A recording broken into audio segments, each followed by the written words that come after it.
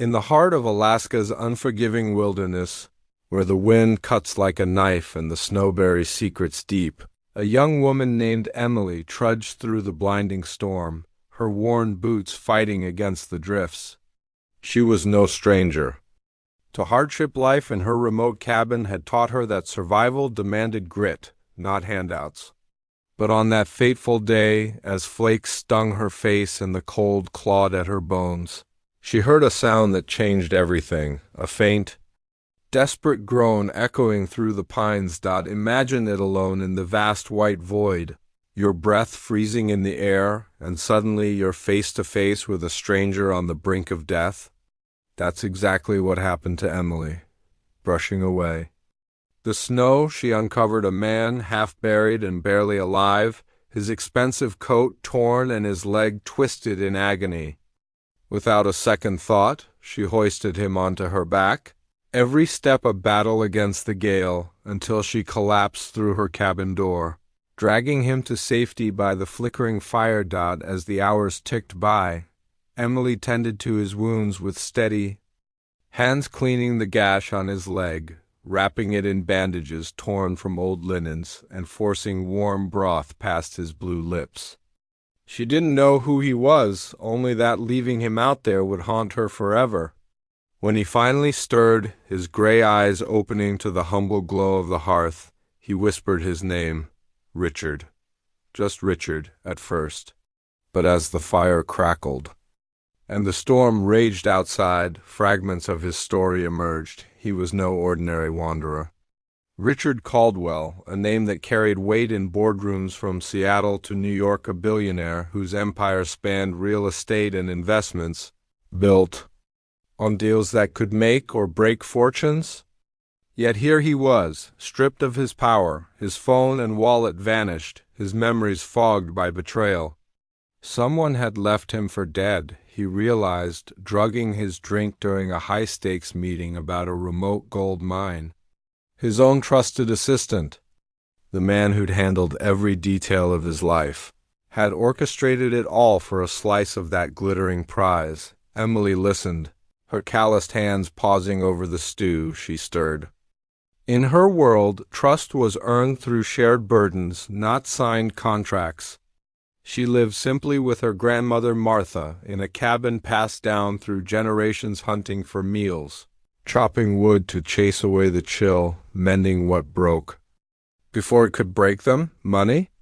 It couldn't melt the ice or fill an empty belly, but as Richard healed, something shifted. He watched her with growing admiration. This fierce woman who'd saved him without expecting a dime. Days turned into weeks. Richard, once accustomed to limousines and luxury suites, found himself pulling on borrowed gloves to split logs under Emily's guidance. His first swings were clumsy, the axe biting into the wood at awkward angles, but her patient teasing, swing, like you mean it, city slicker, drew out laughs he hadn't known he had.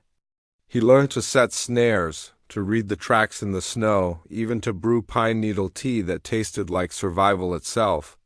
And in those quiet moments by the fire, as Martha shared stories of long winters past, Richard felt a warmth that no penthouse could provide, but the wilderness tested them further. One crisp afternoon, deep in the forest tracking a deer, a massive grizzly burst from the underbrush, its roar shaking the trees. Heart pounding, Richard froze as the beast charged.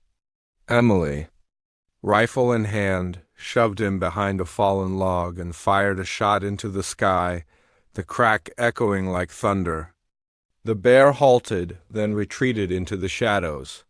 Shaking, Richard looked at her, not as a savior, but as someone who'd become his anchor. "You just saved my life." "Again," he breathed. She shrugged, but her eyes held a spark. In that instant, he knew all his billions meant nothing without someone like her. As his strength returned, so did the pull of his old life. The betrayal gnawed at him, his assistant's scheme to seize the mine, to erase him from the equation. "I have to go back," he told Emily one night, the firelight dancing on her face, "to make this right." She nodded, hiding the ache in her chest. Then go, but remember what matters out here. He pressed an old silver compass into her palm, a family heirloom.